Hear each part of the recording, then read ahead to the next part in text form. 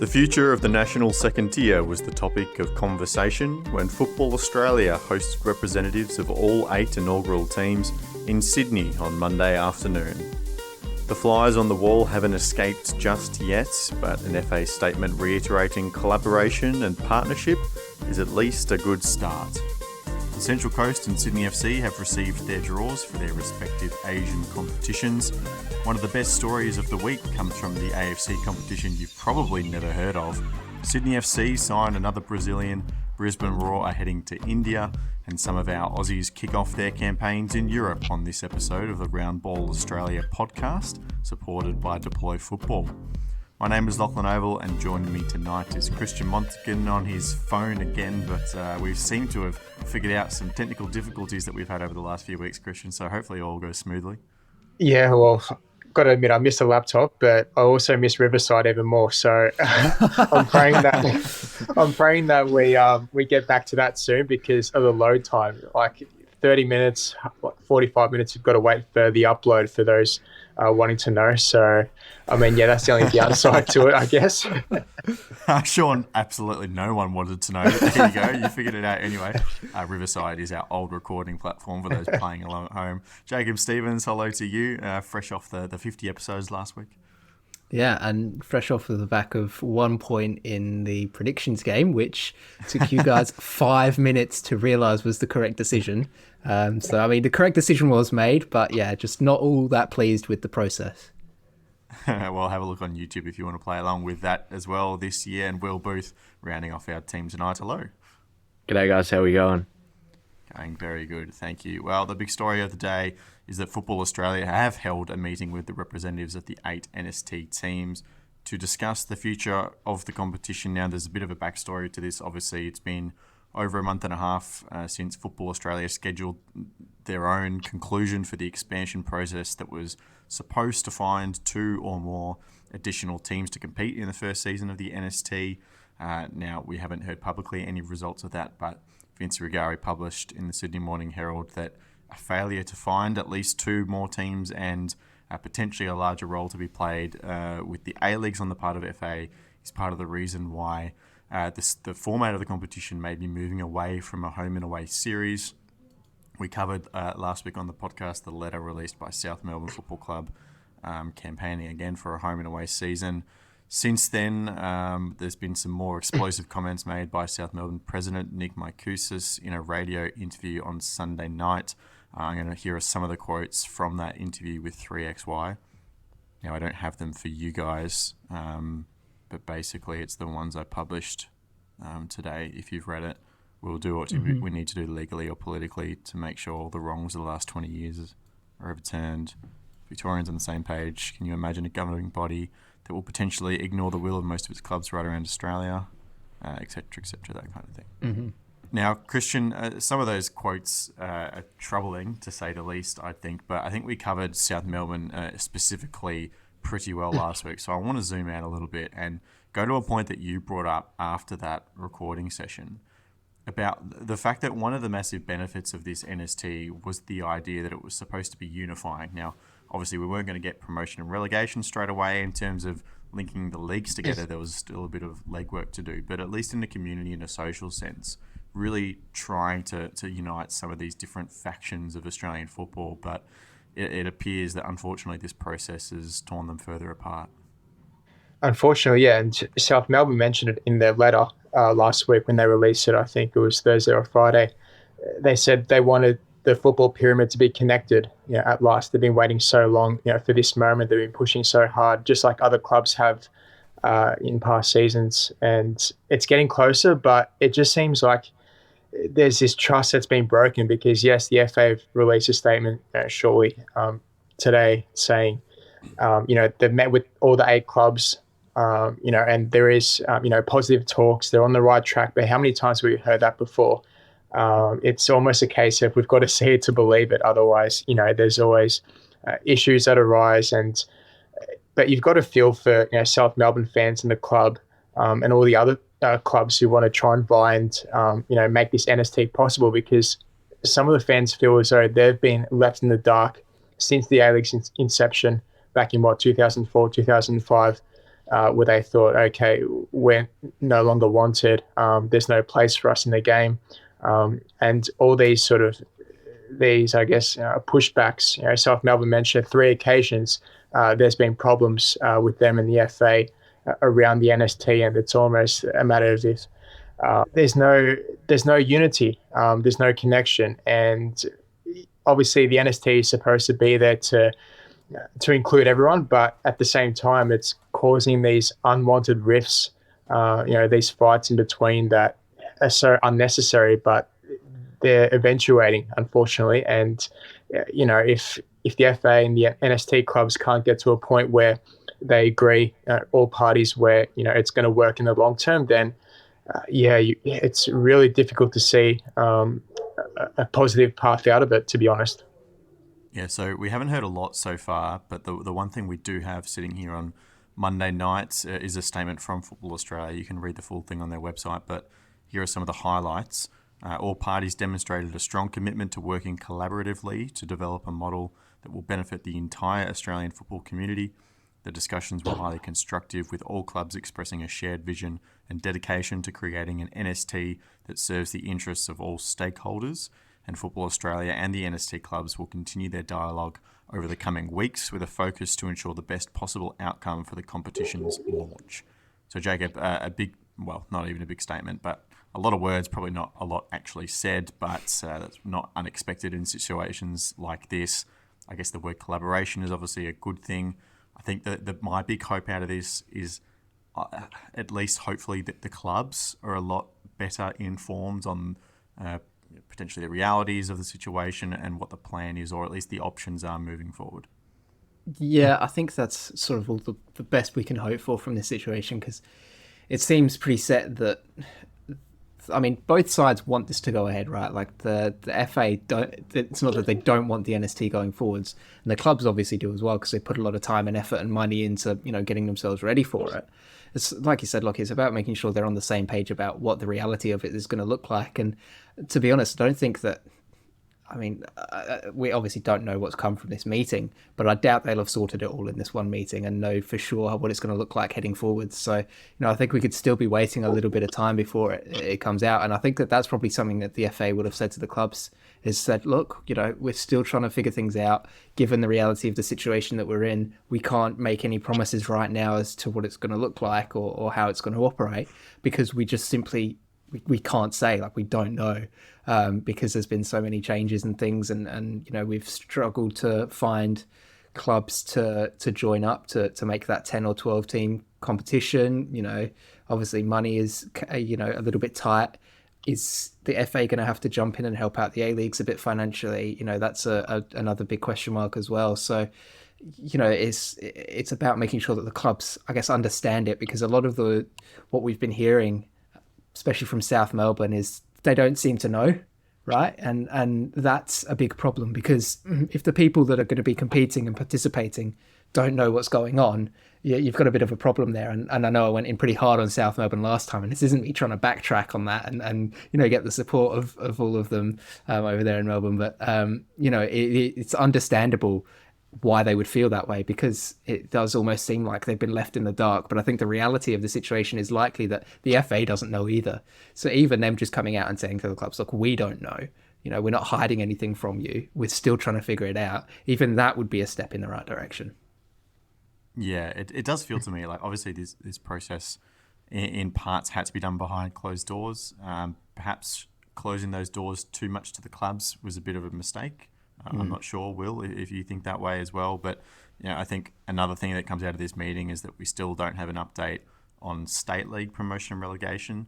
The Victorian NPL regular season is now finished, and New South Wales is not far behind. So they don't know what's happening still, and it appears that there was at least still a few more weeks until we get anything definitive on what a 2025 NST may look like. Yeah, when it impacts kind of the integrity of competition right now, it's that's when it kind of becomes like, just solve kind of a few issues like that. Just you gotta address something right now. You can't leave clubs in limbo. So that definitely is one of the only times where there's a tangible kind of negative impact right this second on it. But yeah, as you said before, like I think the clubs and especially the players were in the dark, and clubs weren't communicating with their players either, and not taking the players into consideration when we're talking about potential models and all of that. I know the FA, like the Champions League model is being touted, but yeah, it doesn't seem, it doesn't appear to be kind of consulted with players at all about kind of what they'd be into. So from that respect, yeah, just too many parties in the dark. Really, it's just everyone pointing at each other, looking for an answer, but nobody has it. I just think there's just such a massive gap between kind of expectations of us, of football fans in the country, and just what's reasonable. So there's never going to be a direct copy of just we can look to this country and they do it, it works there, let's just do that. Like it's never going to be as simple as that. Australia faces such unique problems in all of this that there's so much more to kind of work out that people just don't realize from the outside. It kind of seems a lot of the time like it's a bit silly, it's just a football competition, like how hard can it be?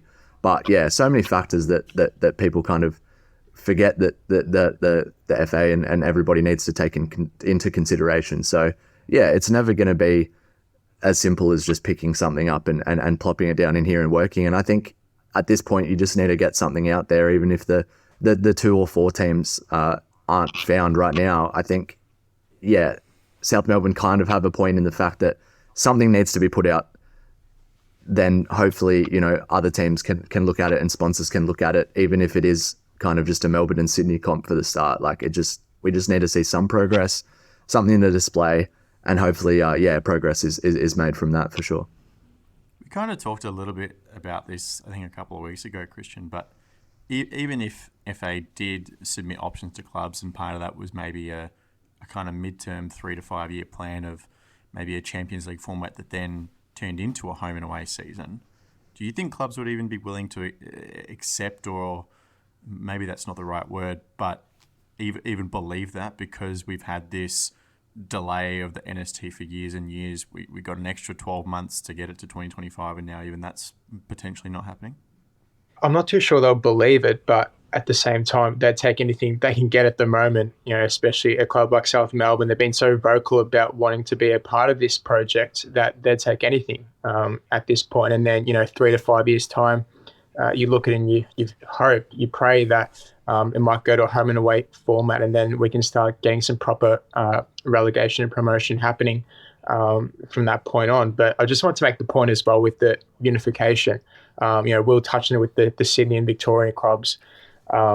Like that's another issue in itself. Like it's the financial model as well. Like clubs, Adelaide, for example, Adelaide City is such a big club over there, yet they don't have the right finances available to sustain themselves for the long term. And that's such a shame because, like we said, we want this to be, this whole football community, this whole football pyramid, gathering together and, really connecting. But it's just, in the next few years, it just seems really impossible. And even, I mentioned to you, Lockie, yesterday, a club like Melbourne Knights, they thought this is probably a bit irresponsible to not know, the full financial details and the full financial risk. What are we actually getting ourselves into? So, like, there's so many questions still to be answered, and it's going to take a while for it to really sort itself out.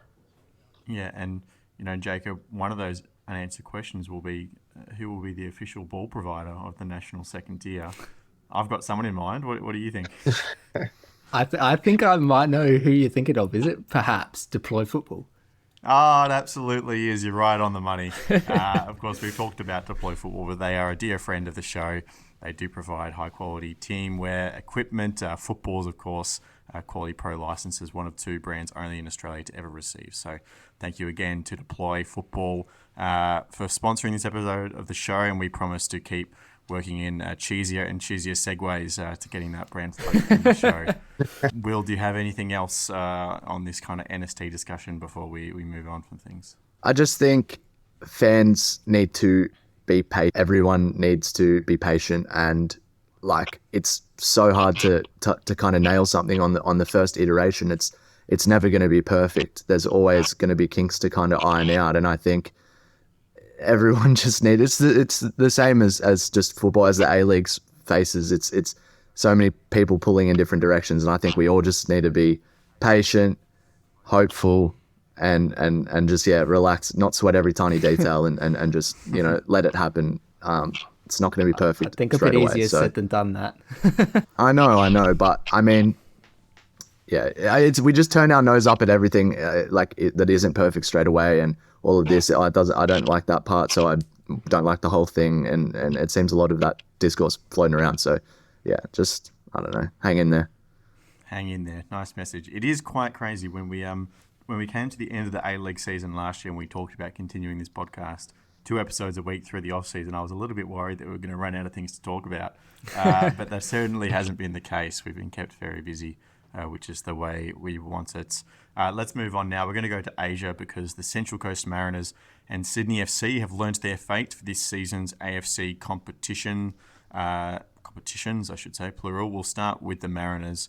We talked about how the draw mechanics of the Asian Champions League Elite last week, it was a little bit redundant. It was basically a game of which country Central Coast would skip out completely in terms of the 3 Japanese, 3 Chinese, and 3 South Korean teams. In the end, it was the latter that was drawn. So no clashes against Ulsan, Hyundai, Pohang Steelers, or Gwangju FC in the league phase, but they'll get absolutely everybody else. In terms of the Aussie connections, there will be an away trip to Kevin Muscat's Shanghai Port, who just suffered their first loss. Well, maybe not first loss, but they broke their undefeated streak recently, so maybe it's a good time, who knows. But they'll also welcome back Yokohama F. Marinos, of course, Aussie links there as well with their new manager. So Will, I guess as the Central Coast fan, I'll come back to you. I think in this kind of league phase era, it's kind of hard to have a good or a bad draw. It seems rather indifferent. I think the good thing is that you get kind of the lower ranked teams, the Malaysian and the Thailand team at home in this format. You only need to finish top 8 of 12, so just a couple of wins could do it. And so playing the lower ranked teams at home gives you a better opportunity to do that. Yeah, it's a favourable draw in that sense as much as it can be. I don't think you're splitting hairs when you're trying to decide which nation to kind of skip. I think so. Yeah, that's kind of irrelevant there. Definitely an easier kind of travel schedule, it looks like, compared to last season where they were kind of floating all over everywhere in Asia and missing flights, having them held back and all of that stuff. So just heading to Japan and China directly seems to be like maybe a more an easier chance to get flights that suit their fixtures and things like that. So that's definitely a consideration. But yeah, as you said, those home games will be earmarked to kind of pick up the points for sure. I think that's where you want to make your stamp, and then a couple of tough draws in there for sure. So some big ones against Shanghai, and the Japanese teams are jumping off the page at me for big clashes. Excited to see how they ended up. Like, you want to see your team play against best opposition available, and so yeah, this is definitely a step up, and will be exciting to see if they can kind of replicate any form they found last season. The signings will be tough. You're missing a few players that were the core of that magical run last season. So yeah, but hopefully by the time it rolls around, the football's ticking and Jackson's got them kind of, same as last year, kind of all on the same page and in free flow mode there. But exciting and scary, and just can't wait for it to get underway, really. So the first game of the league phase for the Mariners will be on Tuesday, the 17th of September. That's away to Shandong Taishan, one of the Chinese teams that qualified through the playoffs, and then their home opener a couple of weeks later against Buriram on the 1st of October. Jacob, let's talk about expectations, because number one, there's the Central Coast specific side of things, where they've now had this second consecutive year of a lot of their best players being stripped away. So that's going to make things difficult in terms of the structure of the competition. 8 out of 12 progress to the next stage. So kind of like no matter who you are, you feel like you definitely have a chance to do that. And then you're only a 2-legged tie away from this final 8 centralised tournament in Saudi Arabia that will determine the winner. What is the bar of expectation for the Mariners, do you think? And then perhaps compared to just any Australian team in general who qualifies for this competition going forwards? Oh, for the Mariners, it's got to be winning it, right? No, that's where they've set the bar. To be fair, so they're going to have to readjust it, I think, for this one because it's obviously a much tougher competition than they were in last season. That's not taking anything away from what they achieved, right?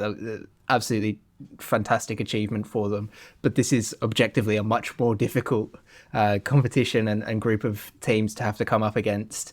It's going to be a tough one. I honestly, I don't know where they'd set their expectations because the Mariners are a very, very good team. I guess it just depends on if they catch some of these other teams on a good or a bad day for themselves. Because I think if they play the football that they want to play and everybody's firing on all cylinders, there's no reason that the Mariners can't beat probably 80-90% of those teams most of the time. But it's when things aren't quite clicking, and we saw a couple of games in the AFC Cup last season where they just didn't quite seem to get things going. That game against away to Abdi Shatter was one that sticks in my mind, where they just sort of looked a bit lethargic and a bit slow and just couldn't really get anything going. And you've got a lot of travel again here, and that might be something that plays into it, in which case it could be a bit more difficult for them. But as both you and Will have mentioned, drawing the supposedly weaker sides at home is a big plus. And it means not having to travel to Thailand and Malaysia, which are actually kind of closer than the others that they have to travel to anyway. But, the facilities will be better in Japan and China, presumably. So I guess that's the flip side to that. But no, I don't know where to say, this would be a good finish for them, because I think it's just massively dependent on how they look going into the season. Because like you said, they've lost a lot of players again. But again, Mark Jackson has set the bar of, it doesn't matter how many players we lose because we're going to play good football again. So, yeah, it's all just a big if at the moment. And I think going forwards for Australian clubs, I don't think we can set one static, this is what clubs should achieve, because I think it's going to change year on year. And I think it's going to actually get higher and higher year on year as clubs become more ingrained in this competition, as the quality of the league and the football that's played here gets better year on year, as we've seen over the last few years. That bar is going to get higher and higher and higher. And, the Wanderers won the Champions League at a point when the league probably wasn't as developed as, at least on the pitch, as it is now. There's no reason it couldn't happen again. It would take a lot. It's a tough one because you're coming up against these teams with almost unlimited budgets in China, really strong teams in Japan and Korea and stuff like that. But I don't think we can say now for the Mariners what their bar should be, and I don't think we can say for the league going forwards what the bar should be, because I expect it to actually just push up further and further every year as everybody gets better, gets more used to it. And yeah, I guess that's just how football works, isn't it? All right, well, I'm going to give you one anyway. I reckon for the Mariners, and probably all Australian teams as well, I think just the 8 out of 12 is such a tantalising number where you should never not be aiming to progress to the round of 16. And then, as I said, you're literally just one tie away from getting to that final 8, which is a centralised tournament where anything can happen. So I think the minimum bar should be to get out of the league phase and get to the knockouts.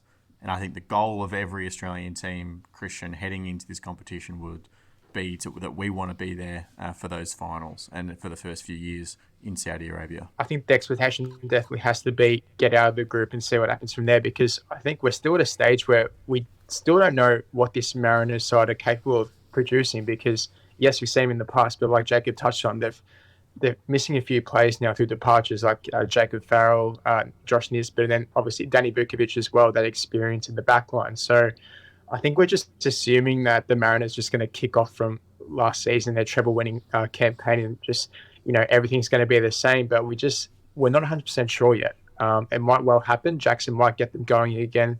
We know what he's capable of with a few, rough diamonds, here and there. But this group's really tough, though. If they make it out of this group phase, I think it'll be a great achievement, because you look at some of these teams, the Chinese teams, both Shanghai sides are absolutely flying in China.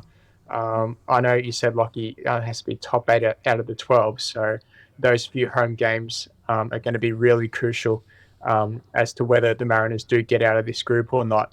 But yeah, it's going to be very difficult. Yeah, it's going to be an interesting... We haven't really seen this kind of format in football yet, so it's going to be fascinating to follow. Let's head to Sydney FC, Jacob, because their draw is a lot simpler. We have seen this format before. It's just a normal 4-team double round robin group. How lovely is that? They've been drawn against Kaya from the Philippines, Eastern from Hong Kong, and big one is Sanfrecce Hiroshima from Japan. Definitely the toughest opposition in the group, but also the current home of former Melbourne City star Tolga Arslan. That'll be a fun reunion back to Australia. Yeah, that will be, and that's a huge name to be in. This competition. That's the one you're expecting in the Champions League Elite, right? A team of Sanfrecce's quality and history. That's going to be the toughest one for Sydney. But I think it's a bit like the Mariners with the AFC Cup last year, in that I don't think that Sydney can take for granted the fact that they've got a team from the Philippines and a team from from Hong Kong, where perhaps football isn't necessarily at the top of the priority list in terms of sports, right? They're going to go out there and be, they are going to want it arguably more than Sydney are going to want it. And I think, that could be a big sort of stumbling point, a tripping point, but it's nice to just have a normal group stage. And it shows that the AFC can do normal things. They just choose to go a bit crazy and do whatever it is they've done with the Champions League Elite, which I know tons of people were all confused by how it works. You were confused the other night on the podcast talking about how it works. It just seems like everyone's a bit like, why are we doing it this way? Especially when the Asian Champions League 2, it's back to normal. So, but no, it'll be fun to watch. Obviously, Tolga Arslan's return to Australia. We saw how good he was, and the impact that he can have on a match, and his experience. Even though it's only one season, that could be huge because he's going to know the environment pretty well. Okay, Sydney are probably going to play a little bit differently to the way that they did last season, but it's going to be fun. The fundamental underpinnings of their game plan is going to be very similar. So he's going to know from his time with City sort of how they're going to look to play. Just those little things like that, and it can also get under the opposition players' skins, right? When they go, oh geez, we've got to come up against Arslan today. It's like, yeah, he tore us apart last year. What's he going to do again now? Just those little mind games where he doesn't even have to do anything to already be sort of getting to them. So I think Sydney are going to turn a lot of attention towards that game. And that's perhaps where they could trip and stumble over these supposedly lesser opposition, right? Because they're perhaps not as focused and as, honed in on having a good performance against them as they are against having a good performance against Sanfrecce. So, no, it's a cool group. A nice variety of different countries. It should be good fun.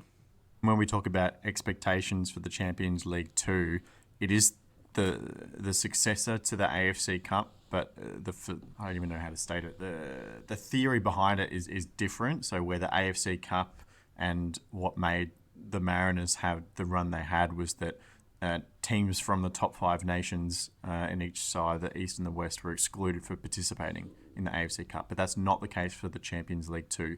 We get one team from all of those top nations that will come down and play, such as Sanfrecce Hiroshima. So it will be a lot more competitive. The standard of football will be higher, particularly in the latter stages.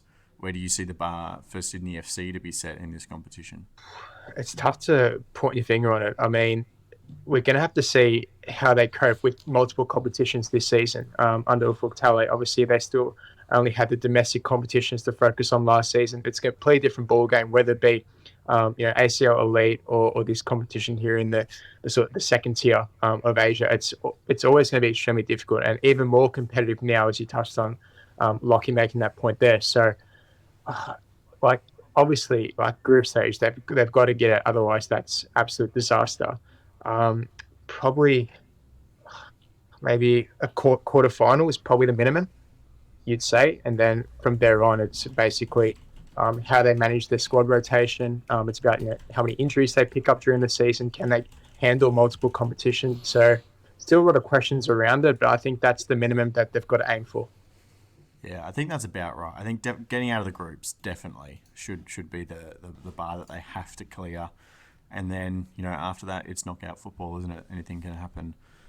So in terms of their draw, an interesting thing about Sydney as well, they're playing all their home games at Kogarah rather than Sydney Football Stadium, a little bit of a downsize. I'm sure there's some economic factors at play there. It'll be cheaper to hold games, but a little more intimate for fans as well, which will be good. We know that these games get lesser crowds. That's just one of the realities. Their first fixture on match day 1 is against the Hong Kong side Eastern on Thursday the 19th. So these fixtures do run in the same weeks as the Champions League Elite, so easy to follow. And then the home game against Sanfrecce is in early November as well. Let me take you to a very fun story, and it's coming from the third tier of the competition, which I bet a lot of people listening didn't know actually existed. So we have the Asian Champions League Elite, the Champions League 2, and then the AFC Challenge League. Now, this is a revamped version of the AFC President's Cup, which I bet you also probably haven't heard of, which last was played, I think, in around over a decade ago. So it's being brought back.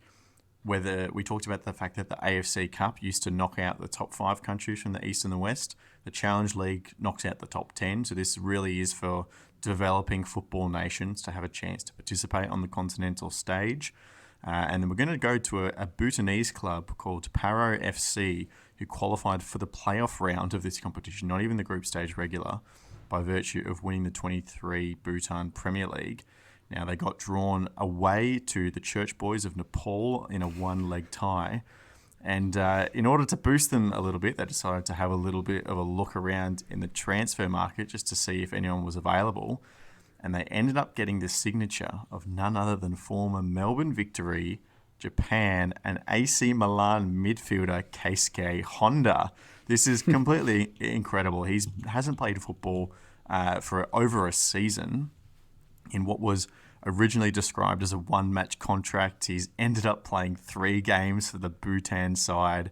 He played 90 minutes in an exhibition game, was a second-half substitute appearance in a league match, and then travelled to Nepal, where the team claimed a 2-way scalp away from home to qualify for the group stage of the Challenge League. What just a crazy story. Keisuke Honda is just doing the football manager journeyman save.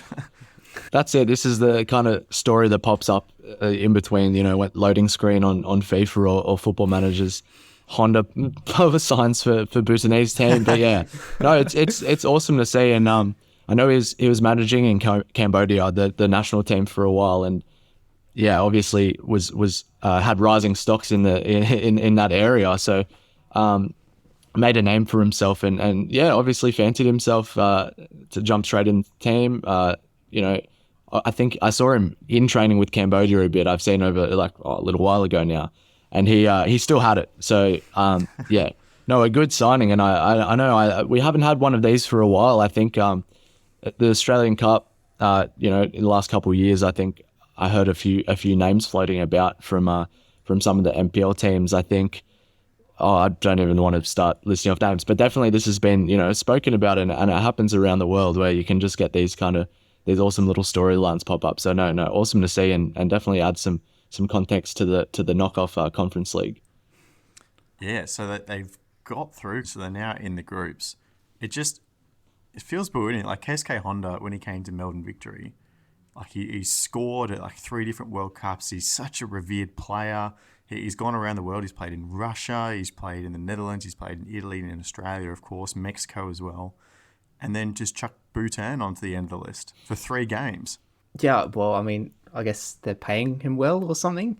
You're never going to turn down some money, are you? And you reckon? I mean, I don't know. Well, why else would you take it up? But at that point, unless there's got to be something on offer for him, right? It's not just so cynical. Well, no, I'm just looking at the reality of the situation. Well, it's not a case of him wanting to help, is it? If it was originally described as a one-match contract. So it's, if it was we want you to also play not just the exhibition game, but also help us get into this competition, then you go, yeah. Well, sure. no, sorry. The one game was supposed to be the qualifier, and the exhibition game and the league game were the extras. So maybe he does want to be a good guy and help them out. But then the question is, why? What's his connection to this club in wanting to help them out in the first place? It's just such a strange story, but you only get it in football. You don't get this anywhere else in the world with any other sport. So it's pretty awesome to see. But I mean, are we just going to also, I don't want to let this slip by, but the Church Boys of Nepal, name that is for a team. I mean, there are some absolute crackers out there in Asia. I remember there was an Asian youth tournament, I think it was last season, that I can't remember which club it was, might have been Perth Glory or Brisbane, sent a team to, and one of the teams they were playing against was called Chinese Football Boy, which is just like, that's just such a good name. Like you don't get that anywhere else other than with these Asian teams, and their logos are always brilliant as well. And I've just looked up the Church Boys United one, and yes, that is some fine clip art being used right there. Like it's just so pure and just so it makes me so happy to know that this sort of stuff is still out there, in professional football. It's still around. It's fantastic. And maybe that's why, Honda was like, hey, you know what, I'm going to do this, because he's a football romantic, and he just loves that there are still these clubs out there that just have this character to them. And yeah, I think it's fantastic. Yeah, you're right. That's a cracker of a logo, isn't it? So good. Very good. That's well worth looking at, by the way. Church Boys United. All right, let's head back to Australia. Only a brief little transfer segment today, because Jacob Sydney FC have confirmed the signature of Brazilian midfielder Leo Senna. It's a 2-year deal for the central midfielder, as we talked about last week. Interesting story, though. Vince Regari wrote a great piece about him after the deal was confirmed. Apparently had a 17 million Australian dollar transfer lined up to Fiorentina before COVID proved a block to that. It's interesting how someone can go from a $17 million transfer to, being signed in the A-League in such a short period of time. But there must be some pedigree there. Yeah, but let's also not be surprised that, it's a link with an Italian club that has a crazy transfer fee attached to it, because let's be honest, they're not particularly known for the smartest financial decisions. No offense there, Christian. That's nothing against Italy in particular. It's just history seems to suggest that in terms of transfers, they like to have some crazy numbers thrown out there. But I mean, if that is true, I mean, England's not much better. Let's be honest. There's sorry, disagree, there. But that's for another day. But no, I mean, if this is true, then that's one hell of a signing for Sydney, because I mean, a player worth $17 million. That's 3 Aaron Kundas, like you'd hope he's 3 times as good. But Sydney are in sort of at the moment at this point of just signing Brazilian players, which kind of interesting. They obviously had Gabriel Lacerda, Fabio Gomez was up front for them last season as well. Neither of them really, I don't think they impressed. I think they were okay, but for a visa player, you want something a step up from what you can get from a domestic player, which I don't think they quite offered. This is a chance to get it right again, and playing in arguably a position where he's going to be more involved, right? If you're playing in the centre of the midfield, you're not as reliant on other players around you like you are for instance, being a striker, having that creative outlet. Being the central midfielder, you are the creative outlet. And we saw with Tolgay Arslan, if you can put it together, you can have a really, really good season here. So, it's really interesting that they've gone that route with it. And, I mean, they've obviously had a few outs already, a few departures, Sydney. This is just plugging in a hole. Obviously, Bratton left, which is going to leave a big hole. So, while he might not play the same role as Bratton, arguably probably won't, there's at least a bit of proactive movement there from Sydney to bring him in. And I loved their announcement video as well, with the use of Ayrton Senna on it, even though they're not related and the last names are spelled differently. It's just clever to jump on that and the name association that people are going to have with it. And it could be a lot of fun. Could pan out. It's like the Mariners have been doing, though, right? It's these players who their careers have stalled for whatever reason, and they're looking for a way to reignite that and bring a bit of form back into themselves and put their name back out there. And this is a chance to do that. And, he's had that $17 million move go awry because of COVID.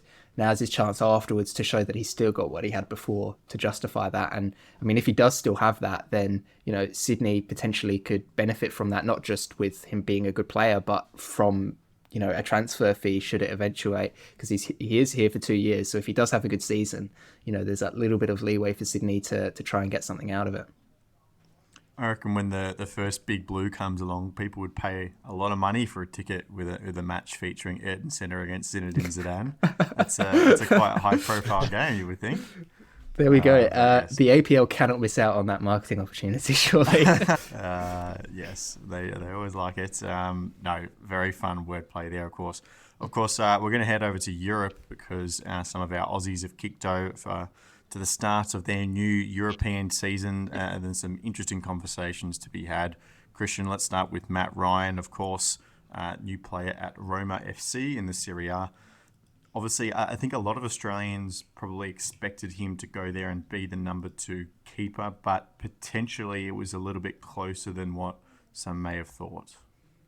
Yeah, so I saw a tweet today. Vince Rigari shared Roma's starting 11 before the game against Cagliari, which they drew 0-0. But Miles Villa, he's been a terrific goalkeeper from them since last season. He signed from Benfica, and he's a real fan favourite now. Even last season when he played Milan a couple of times, obviously the team I support, he was terrific in goal in that Europa League tie, and also domestically in Serie A, he's been fantastic. So, yeah, from Matt Ryan's point of view, it's going to be very tricky to see, barring an injury from Villa or anything of that nature, how Ryan is supposed to get consistent game time, which from the get-go, I thought to myself, this is a really weird transfer because, he's about, 31 years of age. He needs to be getting consistent game time.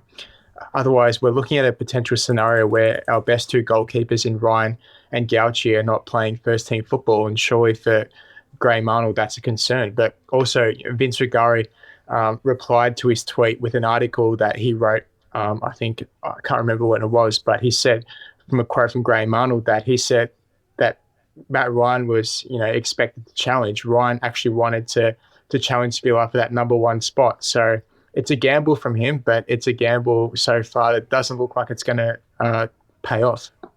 Yeah, of course, it is only one game into the season, so there's plenty to play out.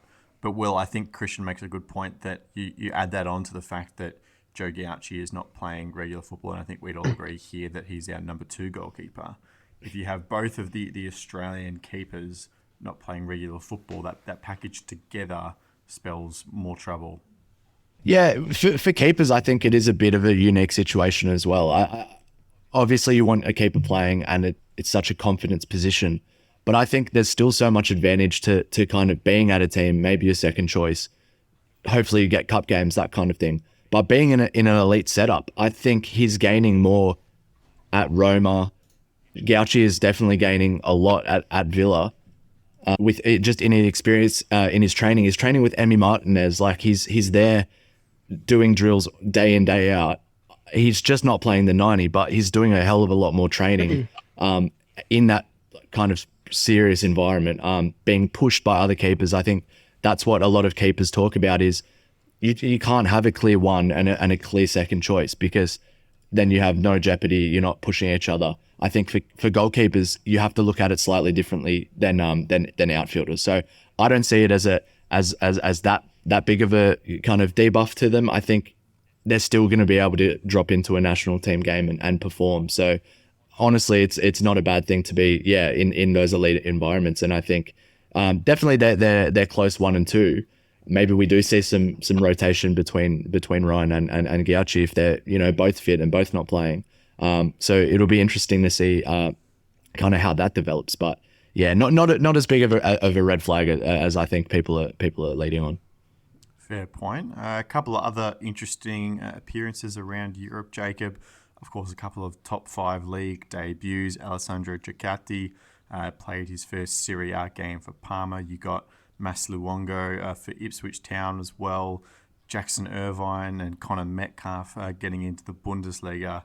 We saw all these promotions happen last year, but to see these guys actually get out and play some football in these top leagues is really exciting.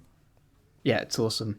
It's so good to have it, because it's been a while since there's been, not just this many Australians playing their trade in Europe, but at such a good level as well.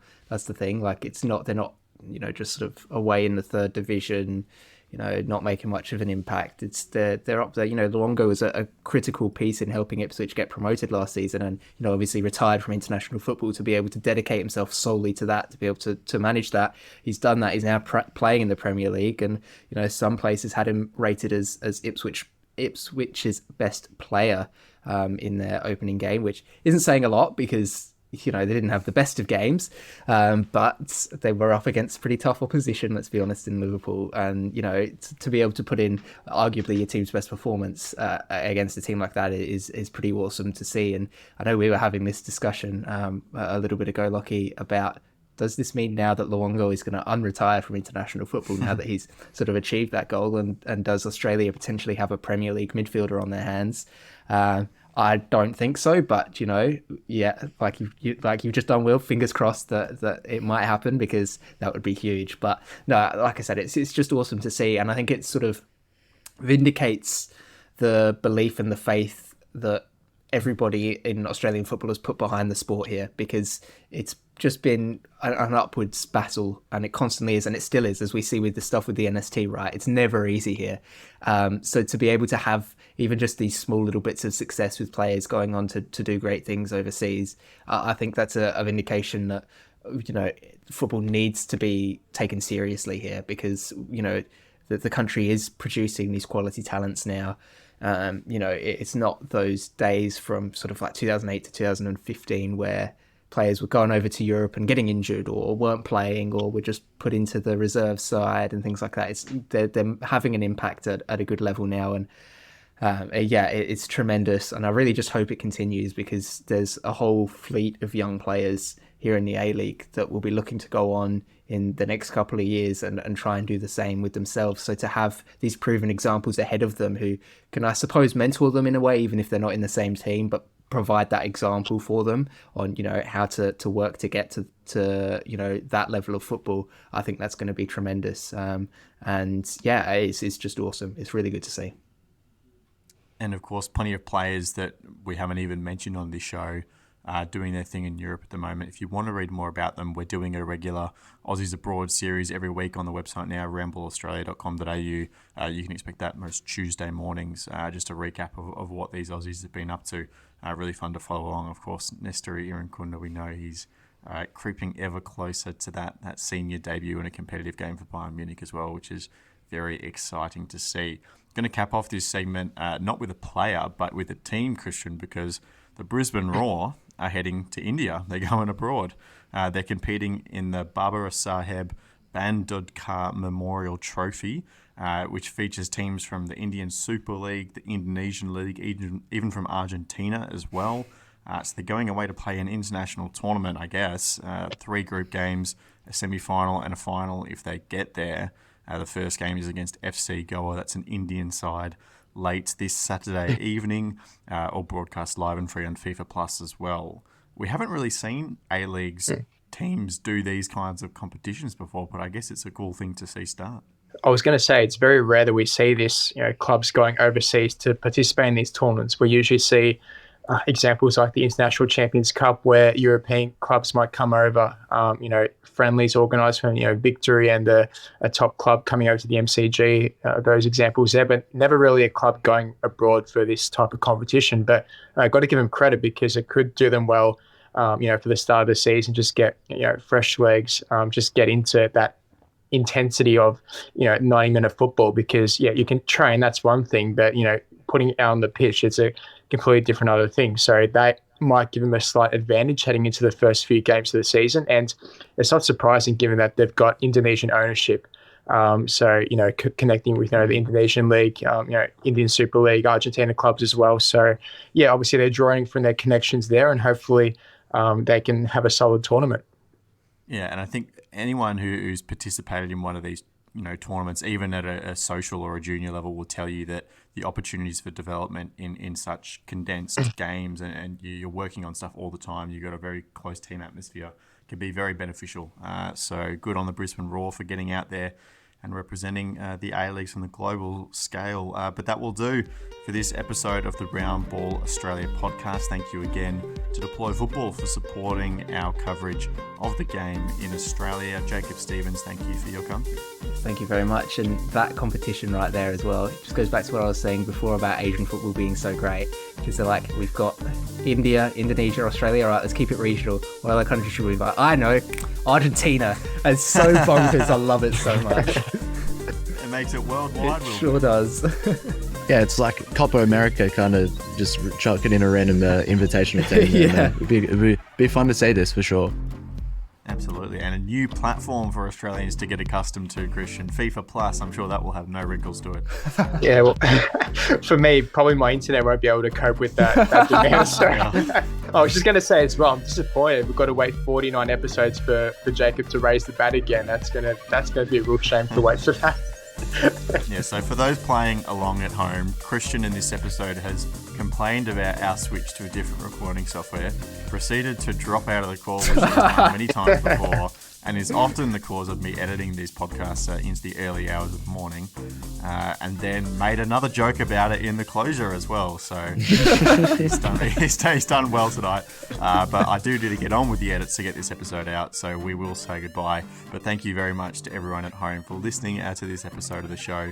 We will be back on Friday as we'll look towards the round of 16 of the Australia Cup. Goodbye.